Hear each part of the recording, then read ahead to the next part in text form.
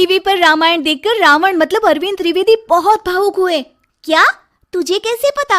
Hello app से। देख, ये है हेलो ऐप। जैसे ही आप हेलो ऐप डाउनलोड करते हो, ऊपर सर्च बार में हेलो ट्रेंड्स मिलेगा, जिसमें सभी ट्रेंडिंग न्यूज, वीडियोस, आर्टिकल्स मिलेंगे। उससे आप डे टू डे इन्फॉर्मेशन से अपडेट रख सकते हैं। ये तो बहुत अच्छा ऐप है। मैं अभी डाउनलोड करके खुद को अपडेट करती हूँ।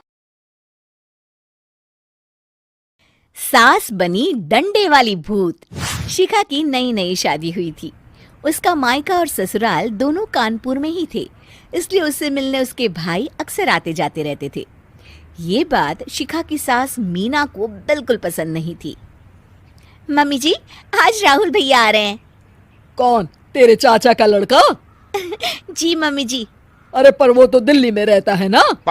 हाँ मम्मी जी, उन्हें कल सुबह दिल्ली के लिए निकलना है, तो वो आज मुझसे मिलते हुए कल सुबह यहीं से निकल जाएंगे। हमने तो धर्मशाला खोल रखी है ना। कुछ कहा क्या मम्मी जी? मैंने कहा हाँ हाँ, आने दे तेरे भैया को, जमकर खातिरदारी करेंगे।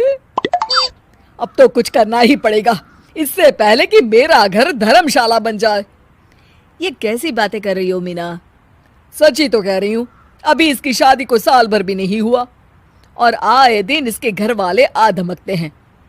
अरे तो क्या हुआ, वो इसी शहर में रहते हैं तो हाल चाल लेने आ जाते हैं। इस बार मैं उनका हाल और चाल दोनों ही बिगाड़ दूंगी। अब बहुत हो गया जी। अरे ये कैसी बातें कर रही हो? हे भगवान, बस आप तो देखते जाइए। शाम को राहुल आता है। नमस्ते आंटी, कैसे हैं आप लोग?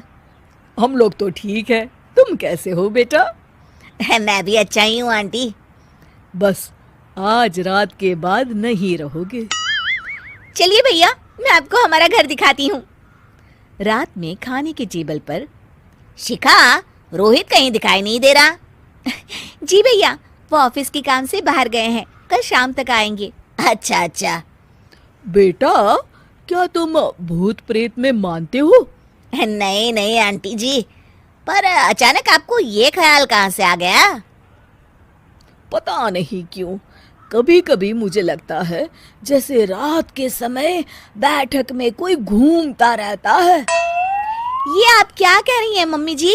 हाँ, तुम लोग घबरा ना जाओ, इसलिए मैंने आज तक इस बारे में कुछ नहीं कहा। ये आपका वहम होगा आंटी जी, ऐसा कुछ नहीं होता। हो सकता है।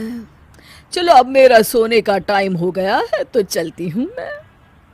शिखा बेटा, राहुल के सोने की व्यवस्था वहीं दीवान पर कर देना। जी पापा जी। अब चलिए भी। अच्छा, तो बैठक में सोने वाले हैं साहबजादे। क्या बड़बड़ा रही हो? कुछ नहीं, आप सो जाइए। मीना और महेश के सोने के बाद शिखा और राहुल आपस में बात कर रहे होते हैं, तभी डोरबेल बजती है। अरे आप! सरप्राइज! काम जल्दी खत्म हो गया तो मैं आज ही चला आया। ये तो बहुत अच्छा किया। देखिए राहुल भैया भी आए हुए हैं, आप दोनों का मिलना भी हो जाएगा। कैसे हो रोहित? मैं तो ठीक हूँ भैया। शिखा, मैं भी आज यहीं सो जाता हूँ, राहुल भैया से बातचीत भी हो जाएगी। अच्छा अच्छा, ठीक है। मीना आधी रात को उठती है, कंबल मुंह से पैर तक ओढ़ के डंडा लेके बैठक में आती है और देखती है दीवान पर चादर ओढ़े कोई लेटा हुआ है। देखो तो कैसे मजे से सो रहा है बहन के ससुराल में। मीना ताबड़तोड़ 4-5 डंडे मार देती है। अरे मर गया! अरे बचाओ बचाओ, कौन है? मीना जल्दी से अपने कमरे में भाग जाती है। हे भगवान, ये मैंने क्या किया? ये रोहित कहाँ से आ गया? लगता है ये नालायक राहुल मेहमानों वाले कमरे में सो गया होगा। आज तो इसकी खैर नहीं। उधर बैठक में, अरे क्या हुआ रोहित? मैं बाथरूम में था, तुम्हारे चिल्लाने की आवाज सुनी। पता है भैया, मैं सो रहा था, अचानक से कोई आकर मुझे डंडे मारने लगा। ये क्या कह रहे हो? लगता है तुम भी आंटी की तरह भूत प्रेत में मानते हो। नहीं नहीं भैया, सच में कोई आया था। मैं तो जा रहा हूँ मेहमानों वाले कमरे में सोने के लिए।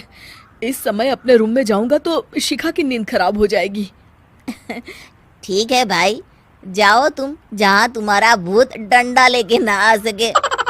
थोड़ी देर बाद मीना कंबल ओढ़ के डंडा लेकर मेहमानों वाले कमरे में पहुंच जाती है। वो बिस्तर पर सोए रोहित को फिर डंडों से मारने लगती है। अरे मर गया, अरे मर गया। तू भूत प्रेत में नहीं मानता ना, ये ले अब डंडे खा। हैं? ये तो माँ की आवाज है। रोहित कंबल खींच देता है। बेटा तू, अरे ये क्या कर रही हो माँ? मार मार के मेरा भरता बना दिया आपने। माफ कर दे मेरे लाल, मैंने तो तुझे ही मार मार के लाल कर दिया। मैं तो उस राहुल के बच्चे को सबक सिखाना चाहती थी। राहुल भैया को? हाँ बेटा, मुझे लगा अगर उसे डंडे मारूंगी तो शिखा के मायके वाले यहाँ आना छोड़ देंगे। हे भगवान, माँ ये घर शिखा का भी है, उसके घर वाले जब चाहे आ सकते हैं। हाँ बेटा, आज मुझे भगवान का इशारा समझ में आ गया। मैं कितना गलत करने चली थी और अपने ही बेटे को चोट पहुंचा दी। अब चुपचाप जाके सो जाओ माँ, और किसी को कुछ बताने की जरूरत भी नहीं है। शिक्षा दूसरों का बुरा चाहने वालों के साथ भी बुरा ही होता है।